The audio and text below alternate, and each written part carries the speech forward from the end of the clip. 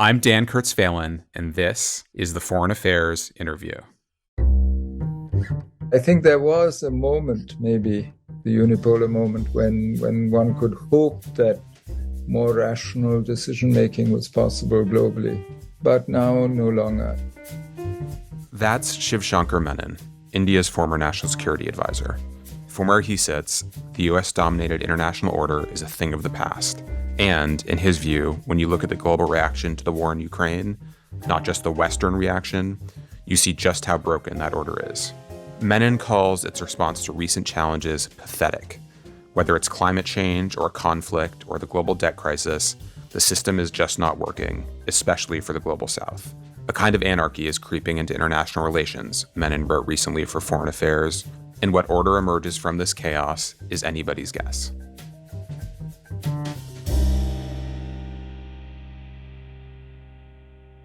Shankar, many thanks for joining us. Well, thank you for having me. So you wrote a piece early in the war that cut against a lot of the commentary that was coming out of Washington and European capitals. You wrote in that piece that the war is no doubt a seismic event that will have profound consequences for Russia, its immediate neighbors, and the rest of Europe, but it will neither reshape the global order nor presage an ideological showdown of democracies against China and Russia. Far from consolidating the free world, the war has underscored its fundamental coherence. Explain why you think the West is exaggerating the war's global importance and overstating the stakes of this struggle, whether strategic or systemic or moral or otherwise. I think the reason I think so is partly because if you look around the world, most countries, frankly, are affected by the war, by the economic consequences of the war especially, but don't see this as being their fight. It's true that NATO, West Europe, the US are deeply invested in this. And it's true that many people in the US has framed it as autocracy versus democracy. But there are democracies outside that geography which actually find the war, in fact, wish the war would go away, but don't see the war as affecting their fundamental security or political concerns, which for the rest of the world is still development. And in Asia, at least, the primary contradiction is today between the US and China. But what I would like to say is that the Ukraine war does represent something that we've seen happening for many years. Politics is now in command of economics. We got used in the globalization sort of decades, those before the global financial crisis. We got used to the idea that decisions were made primarily on economic grounds. That's no longer the case. Today, whether it's energy, whether it's food, whether it's development, whether it's this huge debt crisis that developing countries have. I mean, the IMF estimates that over 50 countries are at the risk of grave debt default. All this is being dealt with politically rather than on sheer economic grounds. And that's what's happening to when you see decoupling, when you see what's happening to global supply chains. For me, therefore, politics is back in command. Now, for many of us in the rest of the world, politics never went away. But I think there was a moment, maybe the unipolar moment, when one could hope that more rational decision-making was possible globally. But now, no longer. I think we're back to emotion, to geopolitics, to contention, great power rivalry, and so on, and all the things that make life unpredictable and sometimes nasty. Well, there's a lot to follow up there, but to stick with Ukraine and how the world beyond the US and Europe has been reacting to the war for a second. Let me press you on, I guess, a few of the specifics that if I were, say, a Ukrainian diplomat, I would try to be making the case on if I were talking to, an Indian diplomat or another representative of the global South. I think people talk about the norm of sovereignty and intervention. This does represent the most kind of flagrant violation of those norms by a great power in some time. People talk about the kind of question of credibility vis-a-vis China, that if Russia's allowed to take over much or all of Ukraine, that it will send a signal to China.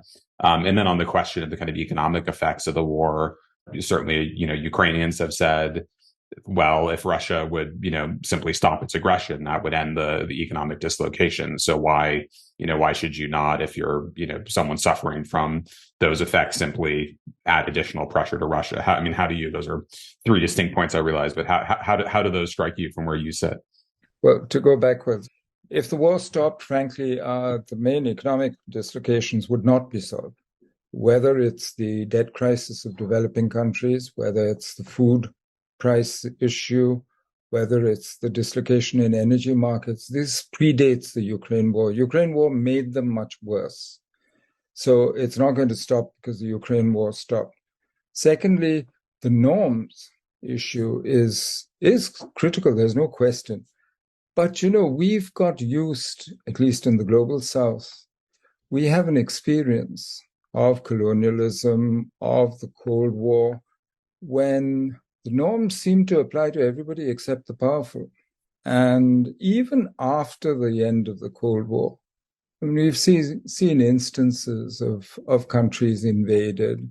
So whether the Ukraine wins or Russia wins, or whether this goes on as a brutal stalemate, I'm afraid the world is what it is. It's anarchic in the sense that there's no one person running it. There's no recourse to actually get the enforcement of international law. The norms are important, but Ukraine is not going to determine whether the world is peaceful or not, or whether those norms are going to be respected. Norms will be respected when the powerful start respecting and obeying those norms. And they seem to do that only when it suits them for balance of power reasons. So I'm not sure that that the Ukraine war at least should be posed as an issue of, here are great international norms at stake, because I think there's, honestly, between you and me, I think nobody can cast stones in this glass house. I think that's the situation we're really in. How would you characterize the current position of the Indian government on Ukraine? And to your mind, is the government handling it reasonably well? Are there things that you would change about the response or the policy? Well, I've said from the beginning that, maybe they should have been more forthright in calling it an invasion, what Russia did on the 24th of February last year, calling that an invasion. But their disquiet, I think they've made quite clear. They've also, supported Ukrainian sovereignty, territorial integrity, but until the parties themselves are ready for something more, I don't see that India India or any other third party can do very much to resolve the issue or to bring it to some kind of conclusion. So as you note, part of what is at play here are kind of differing interpretations of what world order has been, what the order of the past few decades has actually entailed. In the US, especially, we talk about a rules-based order or the liberal national order. You argued in a more recent piece that all the great powers these days are revisionist, that no one really likes the current world order. So, before turning to this question of how international order is falling apart and where it might go, let's talk about what it was, how you would characterize the order that existed in the post-Cold War, and how you think the right interpretation differs from the kind of standard foreign policy establishment view in the United States or Europe. The initial post-World War II order was a Keynesian order with the Bretton Woods organizations and so on. And it was, in a sense, not very intrusive. As long as you bought into certain international norms and worked within certain rules in the international economy, you were relatively free to manage your own internal affairs. India was the largest beneficiary of World Bank loans, for instance, while it was building a socialistic, not a socialist, but a mixed economy where the state played a role, but the private sector also. In fact, the private sector was always much bigger than, but that didn't prevent India being a big part of the original GATT-UNCTAD order.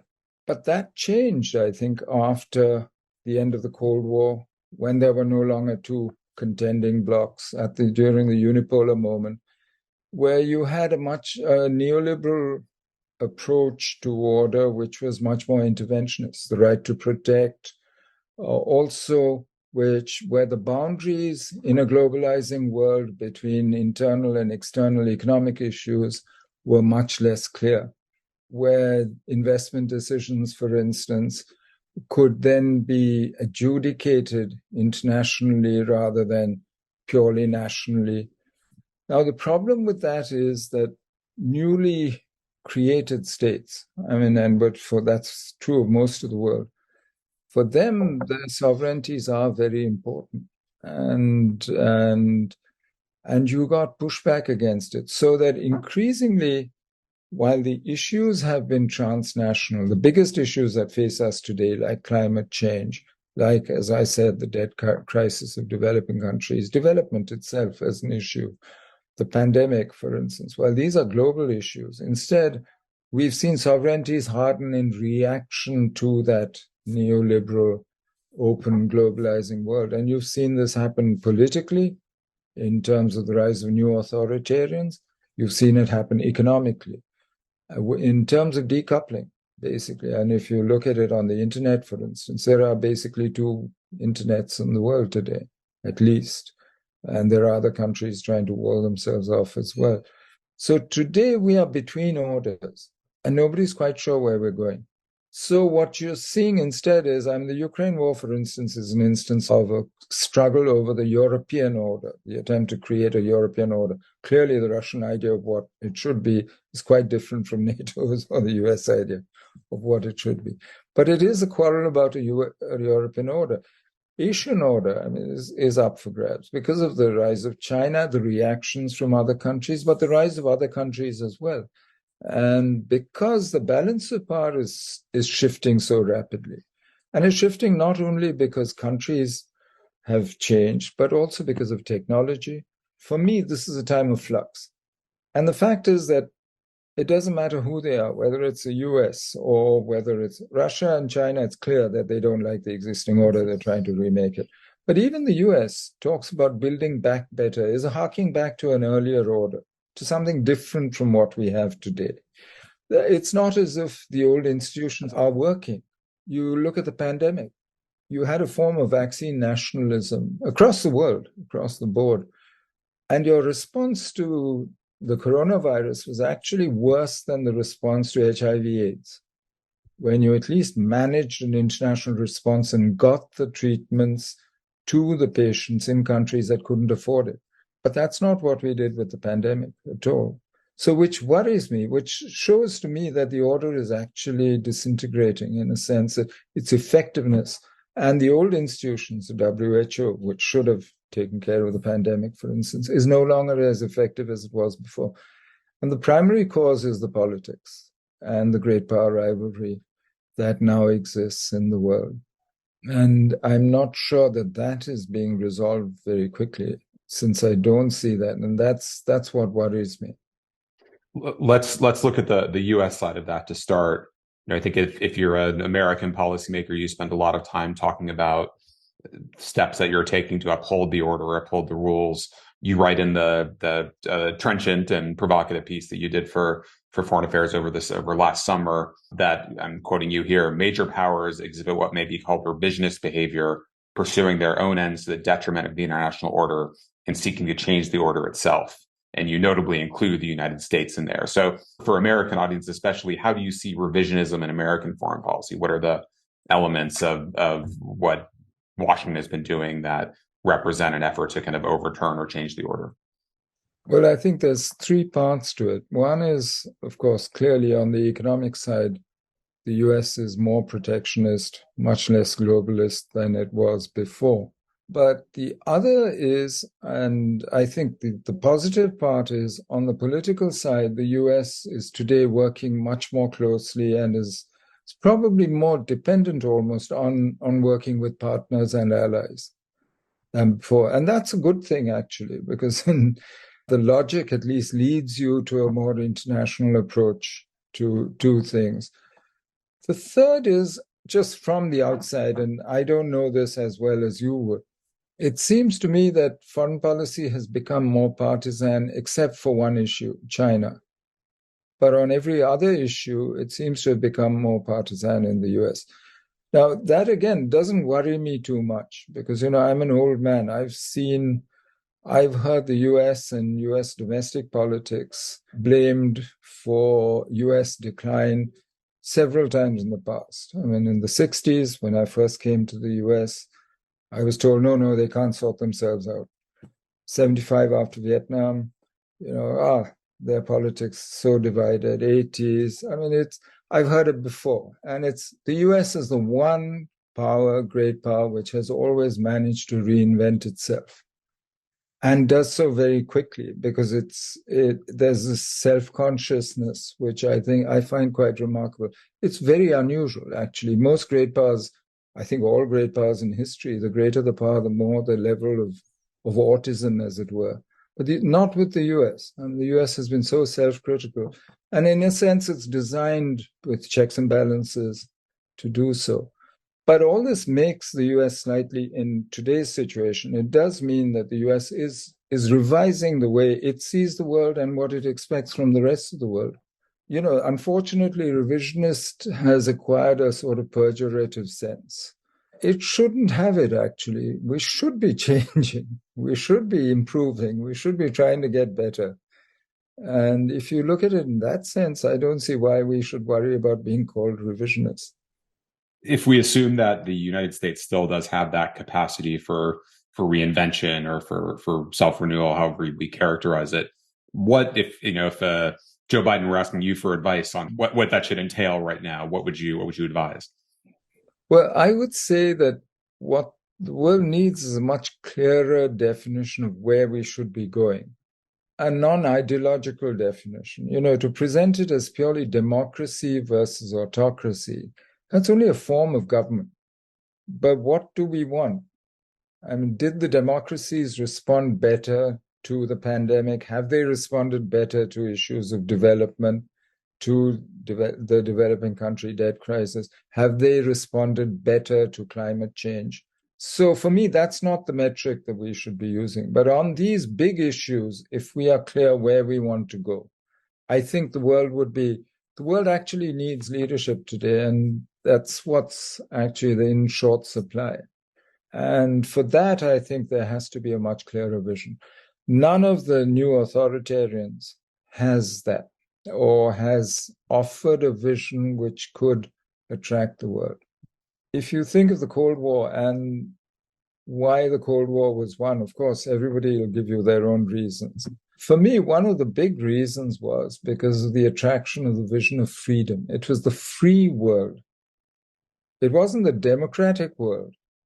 It was the free world and freedom. And the US had helped in decolonization, had a record of standing for freedom in various places. And I think that made a big difference. So, I mean, that's the advice I would give, but I'm sure they'll never ask. I think most Americans hear free world, and to them that's synonymous with democratic world. What is the distinction there? Is freedom, is actually allowing people a chance to achieve their full potential. That's freedom. So I agree with you. Democracy is the best way, but that's only one part of the problem.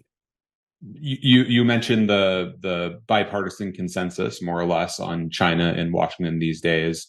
You have been you've represented India and China on various occasions. You've been ambassador to China. You've been one of the most astute observers, not just in India, but around the world of China and China's relations with the rest of the world over the past several decades. Do you share the emerging U.S. consensus on what China is trying to do, what China is doing both in Asia, but also globally in terms of its own ambitions? Ultimately, I don't think China's either a mystery or working to some grand plan, which is, perfectly thought out long term. I think they respond to stimuli just like the rest of us, and that their goals are also perfectly understandable. It's the same: security, prosperity. The China dream doesn't actually, when you actually break it down, it's not so different from making America great again, if you think of it. But they're in a situation which is very different from previous dominant powers. Unlike the US, they don't have two oceans. two of the world's largest oceans and two harmless neighbors. They don't have the choice of whether they're in a crowded neighborhood with other major powers on their periphery. So they have to engage whether they like it or not. And for the first time in history, I think their future is, their primary security concerns are now maritime, because that's where their trade, they're now tied into the world economy. So they've never before been in a position like now where they're powerful but dependent on the world. And that's a tough sort of thing to manage. And to learn how to manage, to become a maritime power, is very different from what they're used to in history. So it's going to be interesting to see how they actually work it out. And that's one reason why I think you see these swings. And you see foreign opinion of China swinging from, oh, no, the peaceful, friendly, oh, no, the assertive, the aggressive.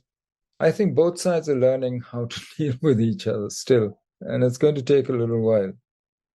We'll be back after a short break. After decades of global economic integration, the world is now facing the risk of geoeconomic fragmentation, or GEF. The IMF identifies channels of benefits to globalization and the falling costs of GEF. This would affect areas of trade, migration, capital flows, technology, and global public goods. Researchers suggest a pragmatic path forward for preserving the benefits of multilateralism. Access the latest research on the potential ramifications of a policy-driven reversal of global integration by visiting imf.org/publications. That's imf.org/publications. The history of the relationship between India and China is long and complicated, as you know better than anyone. In the last few years, it does seem like China has become somewhat more aggressive or provocative when it comes to the disputed border, when it comes to various other reactions to Indian policies. Do you see a long-term shift in that relationship to a much more contentious and hostile one, or do you imagine that kind of shifting back and forth in the way you just described? The balance of power between India and China has probably shifted over the last 25 years or so. And some of the change in Chinese behavior is opportunistic, is assuming that. But I think that's something that will shift again and has shifted before. And so I do think that the relationship will go through these phases of attempting to, or successfully managing it, as we did for almost 30 years, and of periods of tension and much harder periods like right now. We have a long history of misunderstanding each other. We've done it fairly consistently, because this is really the first time that India and China actually are. It's only since independence and the founding of the People's Republic of China that we're seriously part of each other's security calculus, and that our politics and that it really matters to each other. So, as I said, in historical terms, we're still learning, but in practical terms, day-to-day terms, yes, today it's a very tense relationship, especially because I think deterrence has broken down on the border since 2020. And there's no going back after what happened in 2020. So there will have to be a new strategic framework, which is worked out by both sides. 2020, just to remind everyone, there was at least one major clash where there were major fatalities for the first time in years. Is that right? Yeah, that's true. And since then, troops have been built up on the border. We have over 100,000 troops in the western sector, and they're spending the third miserable winter up there in really inhospitable terrain at very high altitudes. So until we can wind down that situation, we had another confrontation in the eastern sector in December last month. So this is not a happy situation politically. But if you look at the relationship as a whole, China's still India's largest trading partner, and trade has been growing.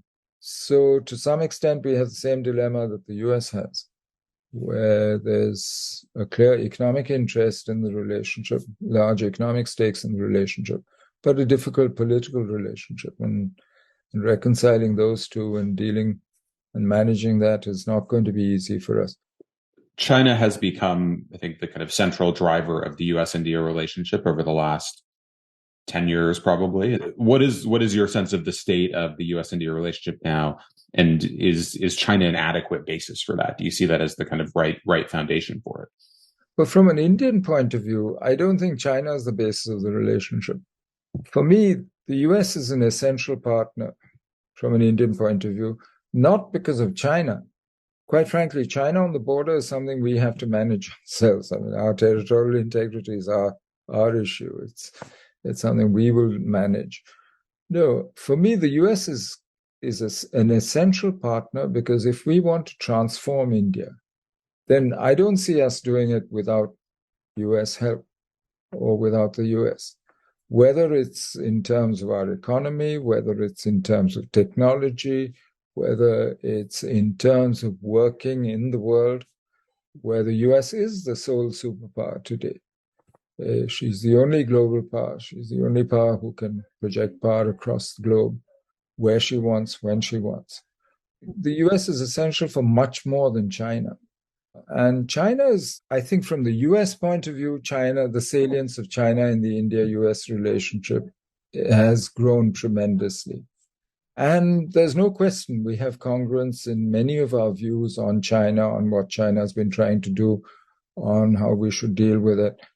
And we work together with the US in the defense, security, intelligence, other sensitive fields in much, much more closely than we ever have in the past, and than we ever have with anyone else. And that's also true, which I think is under-recognized. But for me, that's not only because of China. China may be contributing some of the glue, but only some of it. For me, there's much larger reasons. And it's the larger India-US congruence in the way we look at Asia, maritime Asia in particular, and in the way we look at issues. So for me, that's a relationship which will logically grow. And from an Indian point of view, that should be most welcome. Do you think Washington is approaching that task in the right way? I think we've been fortunate that, it's been bipartisan throughout in Washington. Secondly, I think the level of professionalism that's been brought to bear on the relationship, I think, is quite remarkable. Consistently over administrations.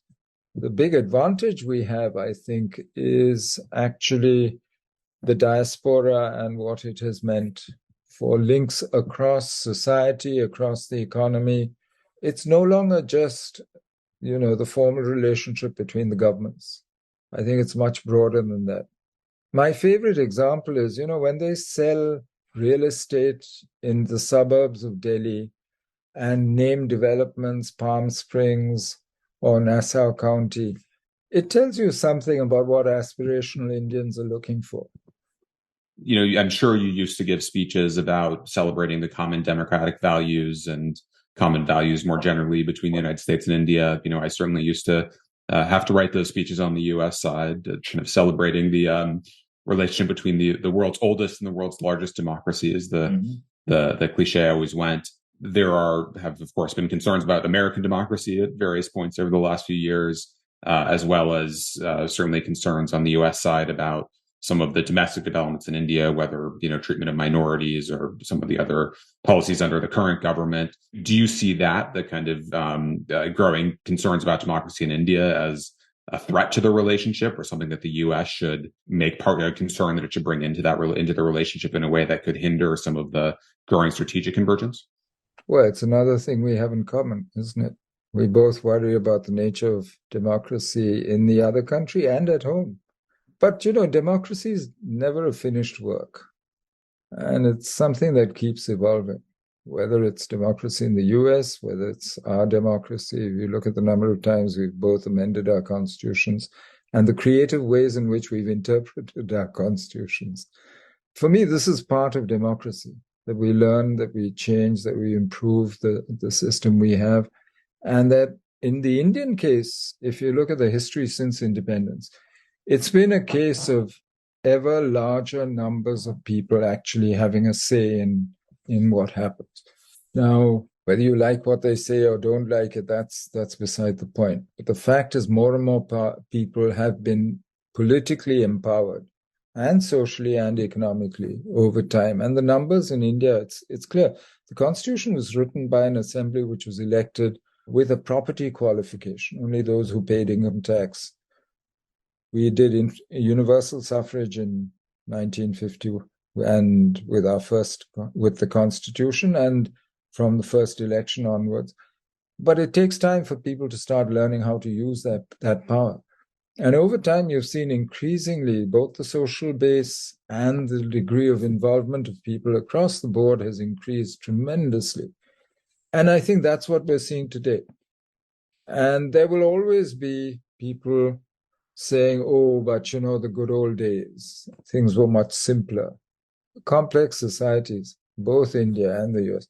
And if we are truly democratic, we should understand that each of us has our domestic politics. We will have to cope with it, but we will have to sort out our domestic politics ourselves. And so, yes, I think, as Democrats, we should also be willing to listen to other people's opinions, to what they say about our democracy, about what they think about it. But ultimately, it's our own business to fix it. And I think we will.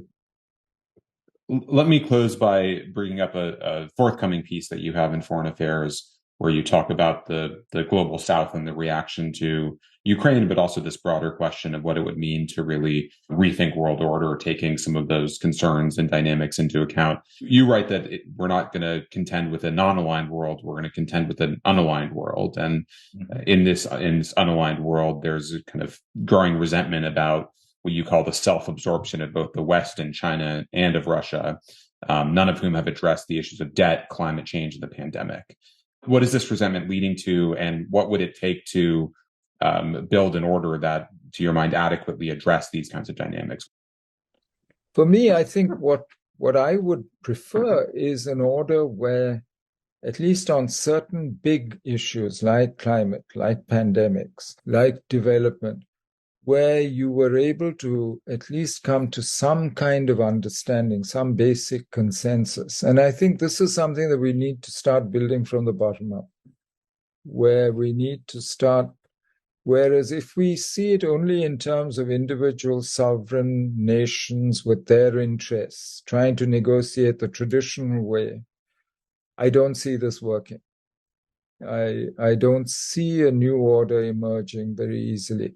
Unfortunately, most states today are looking for a state-centered order which empowers their own state in every which way. And that, I think, is really a recipe for, trouble at the very least, because it means that you'll be repeating history. And it sounds to me like you'd be repeating late 19th century European history, which did not end well for anyone, including Europe. I mean, it destroyed Europe as well. So I would look for something slightly broader, something that actually brought in much more. I've been talking in this situation between orders of working with issue-based coalitions of those who are willing and able to do something, who have an interest in an issue. So if you're looking at pandemics, it would be one set of actors who could really make a difference. If you're looking at climate change, it's another set of actors who can make a difference. But to say that all sovereign states are equal and everybody should be at the table and all 200 states in the world need to have a say in this, it's ideal, yes. But we've seen that it hasn't worked in the last decade or so. And so I think you'd need a slightly different approach. I know this sounds very vague and very utopian. But for me, those kinds of, minilaterals, as it were, or plurilateral approaches can actually help us to address some of the bigger issues. But we need to concentrate on the big issues rather than ending up as we have in Ukraine, in the kind of situation that we have there, where you now have interests on both sides which seem irreconcilable, quite frankly, and neither war nor sanctions is really helping to get us to a solution. That is an appropriate note to end on, a mix of grim pessimism with a degree of optimism in there. Shivshankar Menon, thank you for the series of wonderful pieces you've done for Foreign Affairs. We will look forward to more in the months and years ahead. And thank you for joining us today. Well, thank you for that. Thanks a lot.